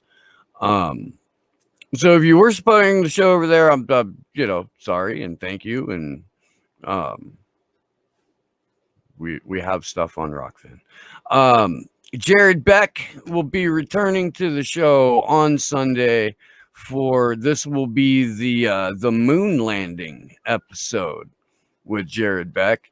And I've had a lot of people that over the last couple of months that have been asking for that specific episode. So we did the JFK, and Pasta and Burmis were in on that. That was fantastic. And then we did Tavistock. Jared has like what he calls the 4 great conspiracies of the modern age. So Tavistock, JFK, this will be the moon landing, and there is one more, and boy, what could that be? So we'll let you know. 2020 election. No, that's not what it is. But it should definitely be looked at as a conspiracy. It should. The Time magazine wrote an article that said like a small group of unelected, very wealthy people got together to determine the future of the outcome of the election. That's quite literally. They fortified it, Steve. You should be thanking them. They fortified the election. Secure democracy. They sure Thank did, you. man. They tied it down to the fucking roof rack like one of Mitt Romney's dogs, and now it can't go anywhere. It is fully secure. It's not ever going to breathe ever again. That's how secure it is. Thank you guys for being a part of all of this with us. We love you out there in Chatland. Thank you to my co-hosts and to our very special guest. Thanks, Sleepy Josh, on the ones and the twos. Tech Ninja! We got a lot of really good stuff that we're not able to announce yet, but as soon as we are, we'll be very happy to share with you. And again, this is not ready for it. It's fucking awesome. Expect us. Awesome. It's awesome. Love you guys. We'll see you soon. Good luck to us all.